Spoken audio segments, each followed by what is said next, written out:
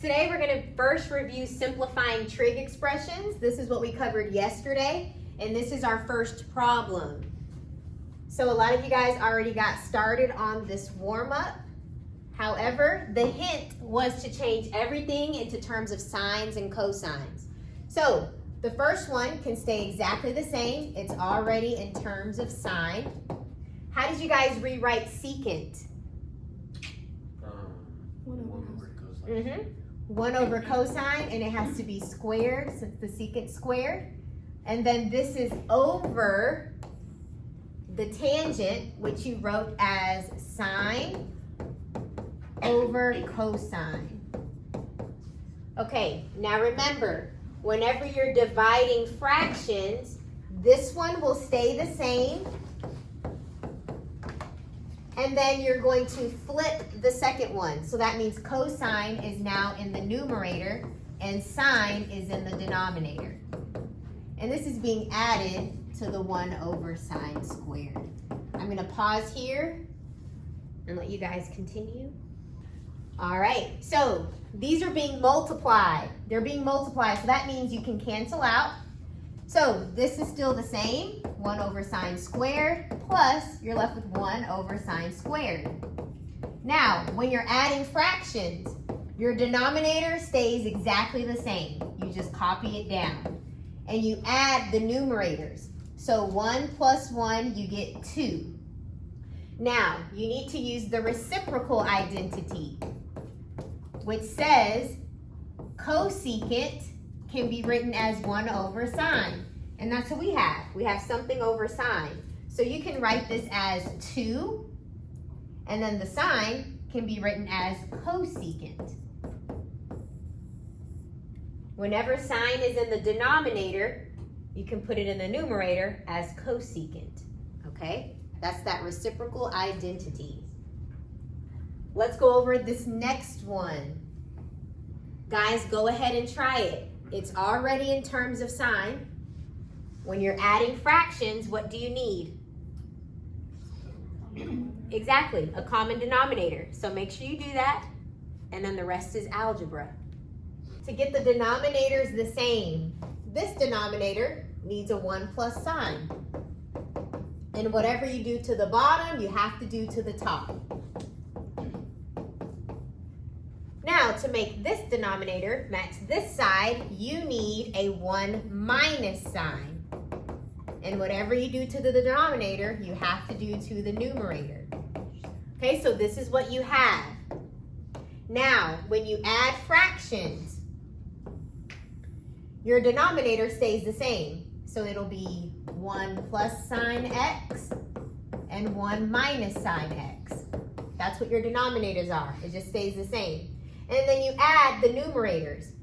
So 1 times anything is just what you have. So this is 1 plus sine x plus 1 minus sine x.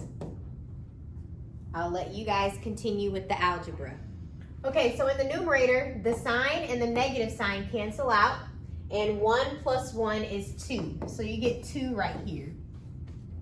Now, whenever you have parentheses, that means you're being multiplied together. These two are being multiplied. So 1 times 1 is 1. 1 times a negative sign is just a negative sign. Sine times 1 is sine. Okay, so the last thing we did was sine times a negative sign is a negative sine squared. Okay, now notice the middle term cancels out. Sine x minus sine x is just 0. So this is 2 divided by 1 minus sine squared. Now guys, look at your formula sheet.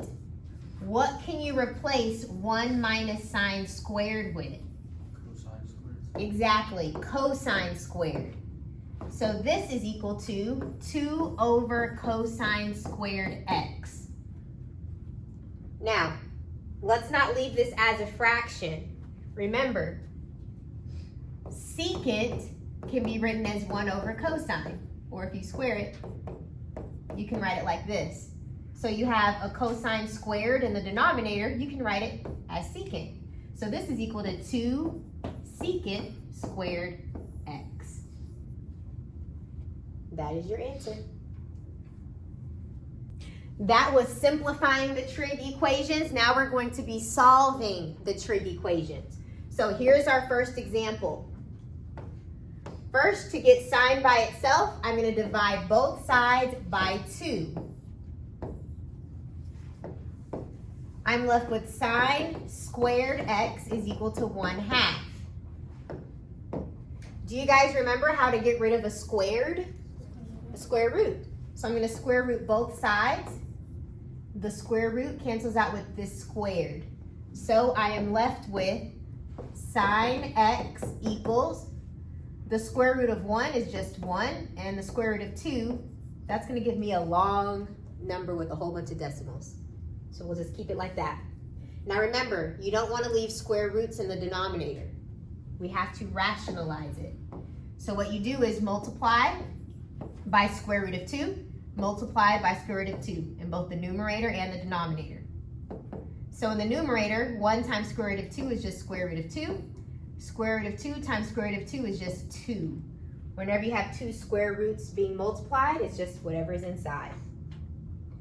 So what we have is sine is equal to square root of 2 over 2. Well guys, what angle is this true? Where on the unit circle is sine equal to the square root of 2 over 2? Yep, 45 degrees. Here at 45 degrees, the coordinate, the y coordinate, which is sine, is square root of 2 over 2. Where else?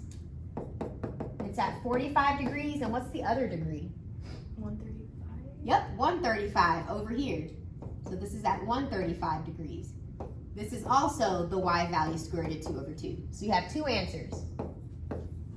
So sine at 45 degrees is square root of 2 over 2, and so is sine at 135 degrees. So guys, this was in degrees. If I wanted to put it in radians, you could also say pi over 4 or 3 pi over 4. Either way. That is what x has to be equal to. Notice that both of these have a sign. So I am going to pull out a sign from each of these. You have two signs here, but if you take one away, how many are you left with? Yep, 1. And that makes sense because if I multiply it back, sine times sine, sine squared. If I take away this sign, what's left? Yep, the 2. And if you multiply it back in, sine times the 2, you get 2 sine. Okay, so that's what I do first. Now you're going to set this equal to 0 and solve, and set this equal to 0 and solve. So, what does your angle have to be? On the unit circle, where is sine equal to 0? And guys, we're looking only between 0 and 2 pi. That's the interval that we're looking at. Yep, at 0, right here. This is the coordinate 1, 0, and your y value is sine. So your angle has to be 0. Where else is sine equal to 0 on your unit circle? 270. Not here. 270 is right here, and that's -1, so not there. Yep, right here. At 180 degrees, the coordinate is -1, 0. So that means it can be 0 or 180 degrees. And if you wanted to put it in radians, it can be 0 or pi. So that's the answer to that one. So guys, you have to have the unit circle. You have to have that in your mind. Okay, here, we're going to add 2 to both sides. So you get sine is equal to 2. Is 2 on your unit circle? No. So this does not exist. 2 is not on the unit circle. So your only answers, 0 and pi, or 0 and 180. So guys, some things that you need to know to be successful in this unit, you need to know the unit circle. You're not going to get a unit circle given to you on the test. You just have to know it.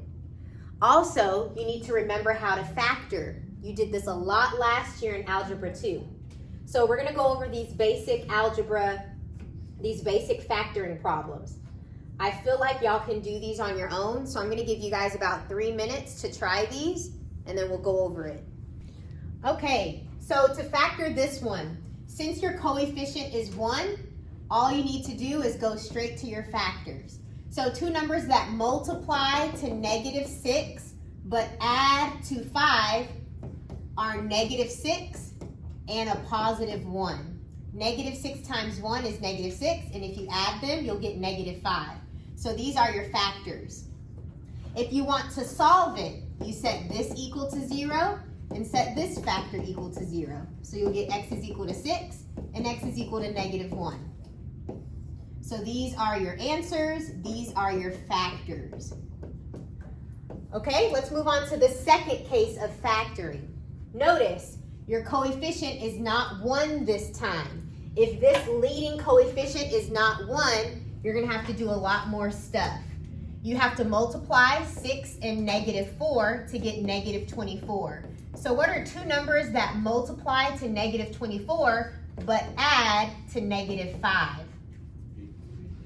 Yep, -8 and 3. So the leading term, that will stay the same. -5 is going to be written as -8 plus 3. So I just split -5 into -8 and 3. The -4 can stay the same. So notice, I did not change the value of the problem. -8 plus 3 is still -5. I just stretched it out. Now what you do from here, you're going to take the GCF of both sides, the greatest common factor. What can 6 and -8 both be divided by? 2x. 2, and they both have an x, so yes, 2x.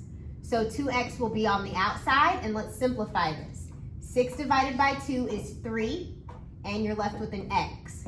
These x's cancel. -8 divided by 2 is a -4. So we're done with this side. Let's move on to this side. What can these both be divided by? 1. Just a 1. So 1 is on the outside, and you're left with 3x minus 4. You know you did this correctly if what is in your parentheses match. If they don't match, then we divided wrong right here. You need to go back and check. Whatever matches, that is one of your factors. What's on the outside? So we have a 2x on the outside and a +1 on the outside. That is your other factor. So these are your factors. Now let's solve it. You set this equal to 0 and set this one equal to 0, and you solve. So you're going to subtract 1 and then divide by 2. So you get -1/2. Here you're going to add 4 and then divide by 3. So you get x is 4/3. Okay, so we reviewed two ways of factoring. The first way is the easiest way because your coefficient is 1. You have to do grouping whenever you don't have a 1. And then say you only have two things. You only have the A term and the B term. There is no C term, okay? What you're gonna do, what can these both be divided by? Yep, 2x. So 2x is on the outside, and you're left with 5x plus 1. 2 divided by 2 is 1. So same thing. You set the 2x equal to 0 and solve it, and then 5x plus 1 equal to 0 and solve it. So this, you'll divide both sides by 2. X is equal to 0. For this one, you're going to subtract 1. Subtract 1, and then divide by 5. So you get x is -1/5. Okay, did that little quick review help? Yes. You'll see where this applies. We're going to apply the algebra to precalculus, okay? So here's our first problem. When you look at this, which method of factoring do you think we're going to do? A, B, or C? First one. The first one, because your coefficient is just 1. Here, your coefficient, you can imagine a 1. There's nothing there, okay? All right, so what we're gonna do, I need two numbers that multiply to 1, but add to 2. What are they? 1 and 1. Yep, 1 and 1. 1 times 1 is 1. If you add them, you get 2. So here's how you write your factors. Cosine x plus 1 and cosine x plus 1 equals 0. And don't you set each one equal to 0 and solve it? Okay, well they're both the same, so I'll just do it one time. And if you solve, move this over, it becomes a -1. So where on your unit circle is cosine equal to -1?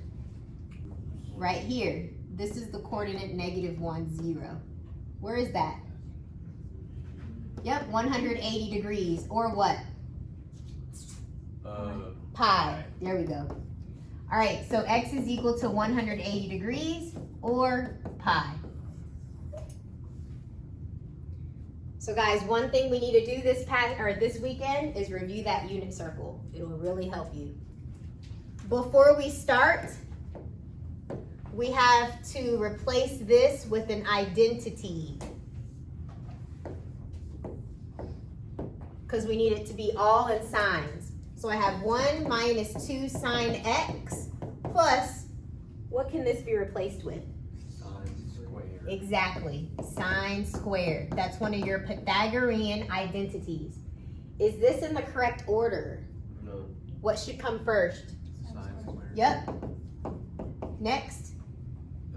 2 sines. And then the constant can come last. The highest exponent goes first always. Okay, now let's factor it. I need two numbers that multiply to 1 and adds to -2. -1 and -1, thank you. All right, so this is how you're gonna write your answer.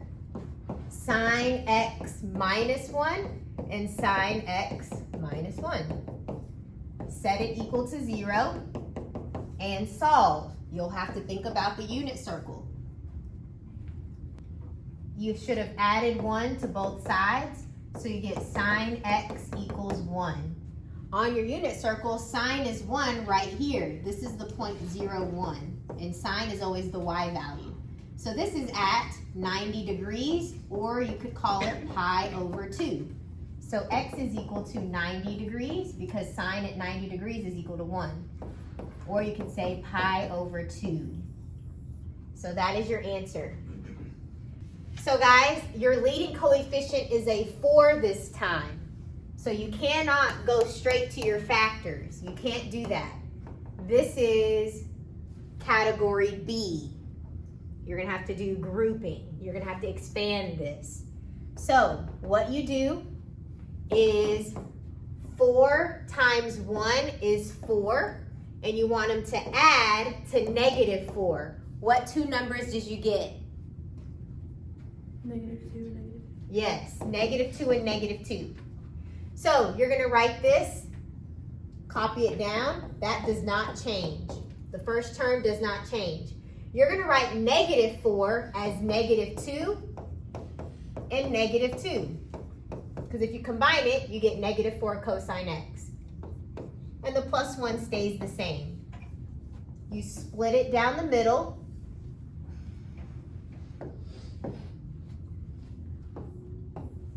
Four and 2 can both be divided by 2. And they both have a cosine. So this is what we're dividing by. What you divide by goes outside of the parentheses. And now you simplify. 4 divided by 2 is 2. You have 2 cosines on the top, 1 cosine on the bottom, so you're left with a single cosine. Minus, those cosines cancel, and 2 divided by 2 is just 1. So that's this side. Let's move on to this side. Whenever this first term is negative, you need to divide by a negative. So -1 is on the outside. -2 divided by -1 is a +2. A +1 divided by a -1 is a -1. So notice my parentheses match. If your parentheses match, that means you did it correctly. If they don't match, you need to go back and try dividing it again. So whatever matches, that is one of your factors. And what is on the outside is your other factor. You know, they match. So I'm going to set it equal to 0 and solve it. So you're going to add 1, and then you're going to divide by 2. So you get cosine is equal to 1/2. So where on your unit circle is cosine equal to 1/2? Yep, right here is 60 degrees, or pi over 3, and there's another answer right here. This is also 1/2 for the cosine value. What angle is that? 300. Yep, 300 degrees. So if from here to here is 60, then 360 degrees minus 60, 300. So it can be 300 degrees, or let's see, 1, 2, 3, 4. 10 pi over 6, which simplifies to 5 pi over 3. So that would be it in radians, this would be it in degrees. So your answer is, x can be 60 degrees or 300 degrees. You can write it as pi over 3 or 5 pi over 3. Are we gonna have to write down the pi on the test too? Yes. Here is the next problem. I want y'all to try it. Okay, this is our last example. Notice that both of these have a cosine. So I'm going to pull out a cosine. When I take a cosine from this group, I'm left with 2 and a sine x. And when I take that away, you're just left with 1. Because if you multiply it back in, cosine x times 1 is cosine x. Okay, so this is what you have. Now you set this equal to 0, and then you set this equal to 0, and solve. So, guys, what does x have to be? Where is cosine equal to 0 on the unit circle? 90 degrees? Yep, right here at 90 degrees, because that coordinate is 0, 1, and that's the x value. So definitely 90 degrees. Where else is cosine 0? Yep, 270 right here, because that coordinate is 0, -1. That x value is 0. So that's at 270 degrees. So in radians, that would be pi over 2 and 3 pi over 2. So that's this answer. Now let's solve this one. You're going to add 1 and then divide by 2. So you get sine x is 1/2. So where is sine equal to 1/2 on your unit circle? 30. Yep, here at 30 degrees, that y value is 1/2, so that's 30 degrees. And where else? That's called pi over 6. It has to be up here, right? That's where your y values are positive. 150. Yep. The coordinate here for y is 1/2 at 150. So that's 150 degrees, and the radian for that will be 5 pi over 6. So you have it both in radians and degrees. Are there any problems that you would like me to start for you or do for you? Y'all feel confident? Okay, great.